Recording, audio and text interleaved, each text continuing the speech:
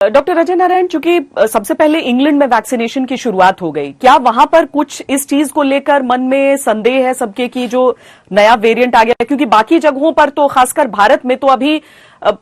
Vaccination की शुरुआत होनी है, लेकिन इंग्लैंड में क्या कुछ बदलाव, क्या कुछ नीति को लेकर कुछ चर्चा हो रही है, या फिर पूरी तरीके से वहां पर कन्विंस्ड है और नॉर्मल चल रहा है वैक्सीनेशन का ये ड्राइव?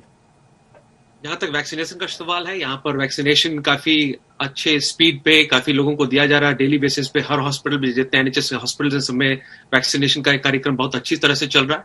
जो सरकार की जो जिनोमिक्स एडवाइजरी बॉडी होती है, जो कि नर्व टैग एजेंसी जिसको वो रिपोर्ट करती है, प्रधानमंत्री और स्वास्थ्य मंत्री को रिपोर्ट करती है, वो लगातार इस वायरस के स्ट्रेन पर स्टडी कर रहे हैं ताकि जानने के लिए कि ये कितना विरलेंट है, कितना घातक हो सकता है। जैसा मैंने पहले बताया कि अभी तक जो जानकारी मिली है उतना घातक नहीं, इसलिए रेगुलर बेसिस पे प्रधानमंत्री कार्यालय से हर शाम 5 बजे यहाँ पर एक प्रेस कॉन्फ्रेंस किया जाता है, जहाँ के डेली बेसिस पे इंफॉर्मेशन दिया जाता है लोगों को कि इस नए वायरस के बारे में क्या नई चीज पता चली है।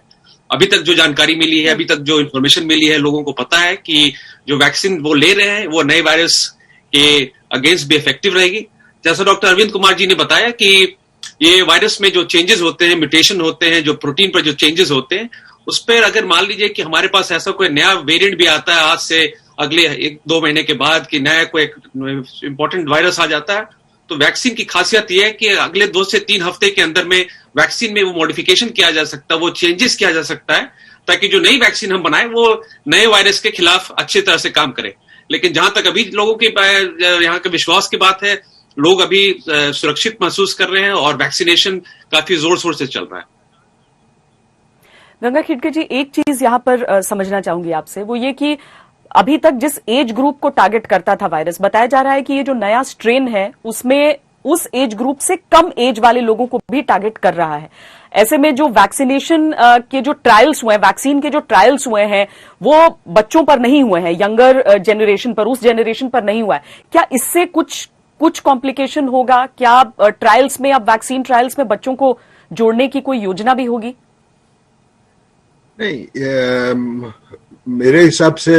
मैं एक बोलूंगा कि बच्चों में जो यंगर पॉपुलेशन में हो रहा है, यानी इसका मायना बच्चों में बहुत बड़ा है, ऐसा उनका अभी तक कहना नहीं है। जो भी उनके प्रीप्रिंट्स अवेलेबल है उसमें उनका एक कहना है कि क्या, यानी ये जिस ढंग से तेजी से बढ़ रहा है, हमने अगर स्कूल खोले तो स्कूल खोलने के बाद में क्या तकलीफ होगी, उसके बारे में उन्होंने अंदाज बताया है। अब रहा सवाल कि बच्चों के अंदर क्या होगा, हमको एक समझना है, जितना भी अभी जितनी मालूमात है इस बीमारी के बारे में, बच्चों में जब ये कोरोना वायरस जब जा रहा है तो उनको सीवियर डिसीज होने की शंका बहुत कम होती है। जो शुरुआती दौर में जो एक सीवियर डिसीज होने वाले तबके की बात हो रही थी, वो जो है वो काफी रेयर किस्म का है। और बच्चों से दूसरा पता ये चला है कि बच्चों से दूसरों को ट्रांसमिशन होने का चांस भी उतना ही कम है जो एडल्ट्स है उसमें। अब रहा सवाल कि इनमें वैक्सीनेशन की ट्रायल करना चाहिए या नहीं, शायद हमको इतना टाइम मिलेगा ऐसे हम कहना बहुत मुश्किल है, क्योंकि सिर्फ बच्चों पे और एक बार अगर ट्रायल होना शुरू हो गई तो उसको भी उतना ही समय लगेगा। ये भी समझना हमारे लिए जरूरी है। हमको एक समझना पड़ेगा कि ये जो ट्रायल्स हुए हैं, इसमें एक चीज अच्छे ढंग से उभर के आ रही है कि ये सीवियर डिसीज होने को प्रिवेंट करती है। अभी भी जो ट्रायल्स है उसमें ये पता तो करना अभी तक मुश्किल जा रहा है कि एसिम्प्टोमेटिक इन्फेक्शन प्रिवेंट करती है क्या, ये माइल्ड इन्फेक्शन प्रिवेंट करती है क्या। इसके बारे में थोड़ा डेटा जो आया है वो मॉडर्ना वैक्सीन के बारे में आया है, लेकिन पूरा डेटा अभी तक अवेलेबल नहीं है। लेकिन हमको ये समझ के चलना पड़ेगा कि जिस किसी को भी शायद ये वैक्सीन दी जाए, ऐसा तो कोई साइंटिफिक कारण नहीं है कि उनको वैक्सीन देने के बाद में प्रोटेक्शन नहीं आएगा, क्योंकि ये ओल्ड एज की पॉपुलेशन में इसका इम्यूनाइजेशन या टेक अच्छा रहता है।